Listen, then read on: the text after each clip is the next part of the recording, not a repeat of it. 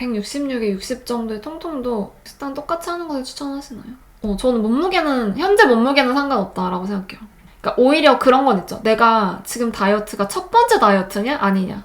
인생에 있어서 첫 번째 다이어트면 완전 저체중이어도 그냥 굶어버리면 살 엄청나게 잘 빠질 거라고 생각해요. 그 이유는 이전에 다이어트한 이력이 없으니까 몸에 있어서 그 체중이 감량되는 상황에 대한 몸이 그게 어떤 상황인지 인지를 못하기 때문에 먹는 양이 부족하면 부족한 대로 아마 체지방을 다 갖다 쓸 겁니다. 근데 이미 다이어트를 꽤 했었고 그래서 식사량이 적었던 기간이 꽤 있어서 몸이 위기로 지금 느끼고 있는 상황이다. 대사도 예전만큼 되지 않는 상황이다. 그렇다고 하면 현재 몸무게가 아마 생각하시는 조금 높게 나간다고 하더라도 살은 잘 안 빠지는 상태일 거고 그런 상황에서는 이제 방법은 다 똑같다. 식사량을 내가 하루에 필요한 것보다 약간 적게 먹으면서 천천히 몸을 다독이면서 갈 수밖에 없다. 그리고 제가 좀 전에 했던 얘기가 그럼 첫 번째 다이어트는 막 굶으면서 해도 되냐 그런 의미는 아닙니다. 현재 몸무게에 따라서 몸의 변화가 달라지는 게 아니라 내가 그동안 어떻게 해왔는지에 따라서 몸의 변화가 비슷하게 갈 거다라는 걸 말씀드리고 싶었어가지고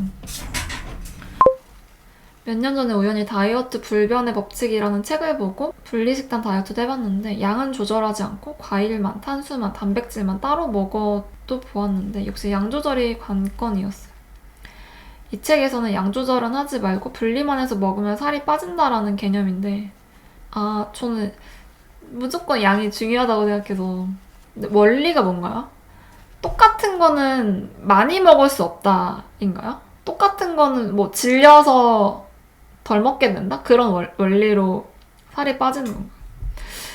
근데 저는 어떤 다이어트 식단이든 어떤 다이어트 방법이든 모든 걸 아우르는 하나의 원칙은 에너지 불변의 법칙이라고 생각하거든요. 에너지 불변의 법칙? 중량 불변의 법칙? 그러니까 먹은 만큼 찌는 거라고 생각해가지고 그 양 조절을 안 해도가 많이 먹어도의 의미라면 저는 동의하기 좀 어려울 것 같고 양 조절은 하진 않지만 이렇게 먹으면 양 조절이 알아서 된다라는 의미라면 그쪽에서 설명하는 게 이제 설득이 될 것 같기도 하고 분리식단 여러 영양소를 섞어 먹으면 소화기관에 부하가 걸려서 이걸 막는 거라고 봤던 것 같은데 그런 거구나. 그런 생각은 하거든요. 너무 여러 가지를 같이 먹는 게 좋진 않다. 소화에 좋진 않다라고 생각을 하는데 근데 굳이 과일만, 탄수만, 단백질만 이렇게 할 필요는 없다고 생각해요. 그 질문이 최근 몇 주간 나왔어요. 유지기와 감량기의 가장 큰 차이 무엇이냐? 제가 계속 말씀드렸던 게 단순하다는 거였거든요. 식사량은 큰 차이 없고 단순하게 먹는다. 그게 어쩌면은 약간 그런 의미긴 해요. 너무 여러 가지 먹고 특히나 양념 같은 거 섞이면 소화가 잘 안 되고 막 더부룩해지니까 단순하게 먹는 게 좋다. 그렇지만 이제 양 조절을 안 해도 된다라는 의미는 이제 아닌 걸로. 감량에 있어서 공복 유산소는 저는 절대 비추합니다. 감량을 할 때 가장 중요한 건 내가 예상치 못하게 터지지 말아야 됩니다. 식욕이 많이 올라서 과식을 안 해야 돼요. 치팅은 필요에 따라서 할 수 있겠지만. 근데 그렇게 식욕을 과하게 올리지 않으려면 활동량이 많으면 안 되는데 특히나 공복 유산소는 안 먹은 상태에서 운동을 많이 하는 거기 때문에 식욕을 확 올려버릴 수 있습니다. 이게 얘기 오랜만에 하는 것 같은데 일본의 리키시라는 스모 선수들 나오는 드라마 있거든요. 거기 보면은 스모 선수들의 증량 비법이 간헐적 단식과 공복 유산소입니다. 공복 유산소는 아니고 공복 운동. 살이 찌기 위해서 오전 시간에 아무것도 안 먹고 엄청나게 고강도 운동을 하고 그 다음에 점심부터 계속 먹는다고요. 무조건 간헐적 단식하고 공복 운동을 하면 살이 엄청나게 찐다는 건 아니에요. 어떻게 적용하느냐에 따라 다르지만 스모 선수들이 그렇게 한다는 건 이게 식욕을 많이 올린다는 그걸 이용한다는 거니까 그런 측면에서 보면 공복 유산소가 감량에 도움이 안 될 수도 있다라고 생각해 볼 수 있는 거죠. 평소 웨이트 운동을 좋아해서 주 5일 이상 하다가 생리기간 때는 못해서 3, 4일 정도 쉬는데 이때 신기하게 몸무게가 빠져요. 한마디로 운동하면 좀 오르고 안 하면 내려가는데 왜 이런지 혹시 아실까요? 운동하면 몸이 붓습니다. 그게 엄청 영향이 큰가 보네요. 생리기간에도 체중이 내려갈 정도면 운동량이 좀 더 되게 많으신 게 아닐까 해요. 운동은 체력을 요하니까 체력은 체중과 비례하기 때문에 더 살이 찌게 만드는 요인이 될 수 있습니다. 운동하면 몸이 붓는다고 하셨는데 그럼 이게 몸에 좋지 않은 현상인가요? 건강관리 차원에서 하는 운동이면 내가 먹는 거는 늘리지 않고 너무 많이 운동을 하면 그건 좋지 않은 현상일 수도 있고, 근데 내가 먹는 것도 적당히 늘리면서 운동량이랑 밸런스가 맞으면 그냥 운동을 하면 그런 몸이 커지는 방향의 변화가 생기는 거죠. 좋다 나쁘다가 아니라 그냥 자연스러운 흐름이다.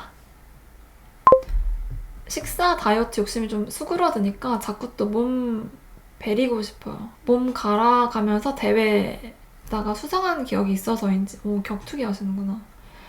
사실상 대사와 맞바꾼 영광, 후폭풍을 아직도 맞고 있어 무해경이 회복되지 않았음에도 불구하고 극복하면 다시 운동하고 대회 나가고 싶은 성과, 증명에 대한 중독일까요? 왜 이렇게 몸 소중한 걸 모르는지. 수상한 기억. 근데 그런 거는 좀 계속 자극이 될 것 같긴 한데. 근데 일단은 무혈경이 아직 회복되지 않았다고 하시니까 그거에 대해서는 명확하게 생각하고 계신 거잖아요. 무혈경을 해결해야 된다. 그래서 일단은 무혈경 회복에 초점을 맞추시고, 근데 무혈경이 회복된 다음에는 뭐 뭘 해보든지 상관없지 않을까요? 그러니까 예전에는 이렇게 너무 욕심부려서 내 몸이 상하는 것도 모르고 운동에만 올인하셨다면 이제 생리가 시작하고 나서는 그걸 다 고려하면서 할 수도 있으니까. 그러니까 저도 그 45kg를 향하여 그거 할 때 어떻게 보면 되게 바보 같은 짓인 거잖아요. 제가 45까지 갈 때 고1 때 45였는데 그때 무혈경이었거든요. 1년 동안. 근데 해보고 싶으니까 한 거고, 대신에 예전에는 막 너무 안 먹으면서 굶기만 하면서 갔던 거라면 다시 45kg, 30이 넘어서 45kg를 도전할 때는 감량을 무작정 하면 안 되고 이런 여러 가지 컨디션을 다 봐야 되는구나 하는 걸 이제 머릿속에 넣고, 아마 이제 채님도 지금 이제 컨디션이 돌아오고 이런 거에 대해서 느낌을 아시니까 다시 운동을 하신다고 하더라도 예전처럼 막 컨디션을 다 버리면서까지는 안 하게 되시지 않을까 해요. 자연스럽게. 그거에 대한 소중함도 아니까. 그러니까 격투기 수상에 대한 즐거움도 알지만 그 컨디션이 정상일 때? 좋을 때 좋은 것도 아니까. 약간 너무 왈가왈부한 것 같은데? 일단은 생리 복구하시고 그 다음에는 이제 몸 생각하시면서 운동을 해보시면 어떨까 하는 생각.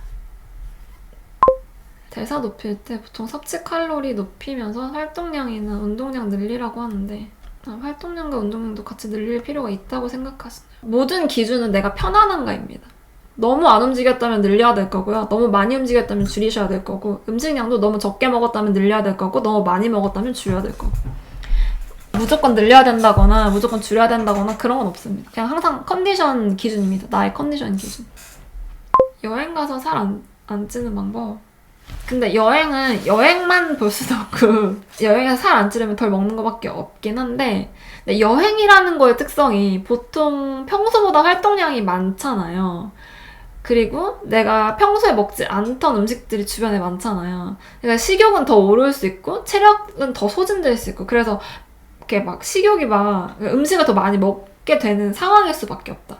근데 그런 상황에서 덜 먹는다는 것이 후폭풍을 일으키기 때문에 저는 여행에서는 이렇게 잘 먹고 후회 없이 먹고 돌아오자마자 잘 쉬고 식단 바로 시작하는 게 가장 베스트인 것 같아요. 괜히 여행에서 안 찌려고 막 이것저것 해서 안 쪄온다고 하더라도 집에 와가지고 터지더라고요.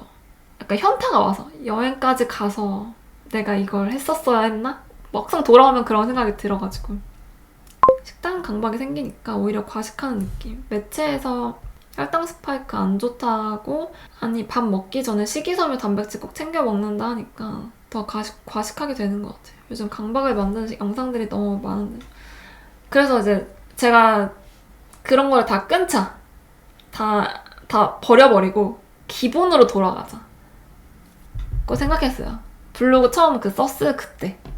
나는 다이어트 무식자다. 아무 지식도 없다. 그러고서 이제 양에 집중하기 시작했어요. 근데 혈당도 적당히 올라야 됩니다. 오르는 게 나쁜 게 아니고요. 너무 많이 먹어서 많이 오르면 식사량을 줄이면 되는 거고.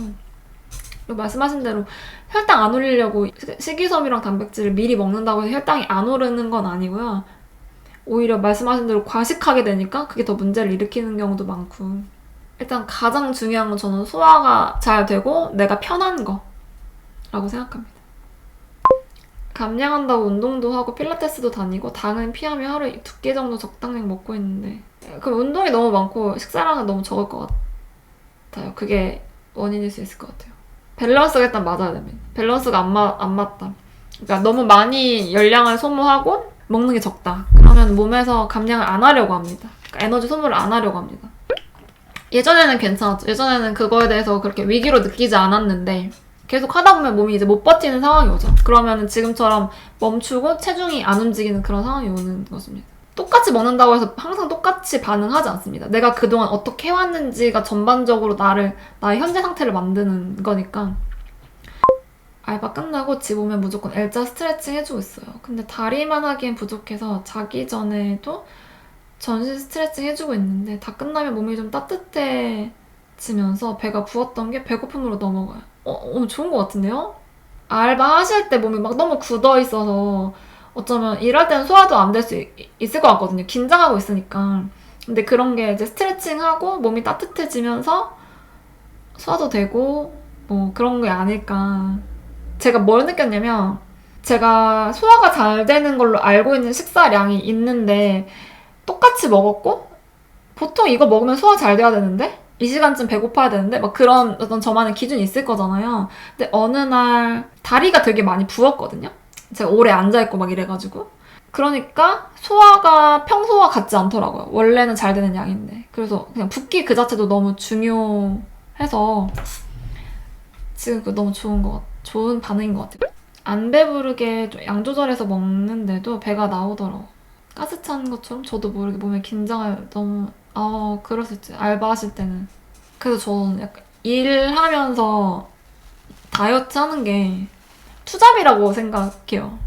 다이어트가 그냥 먹고 끝나는 게 아니라 하루 종일 신경 써야 되는 거니까 일도 하면서 다이어트 한다는 거는 투잡이다. 그래서 너무 진짜 쉬운 일이 아니다 이렇게 생각.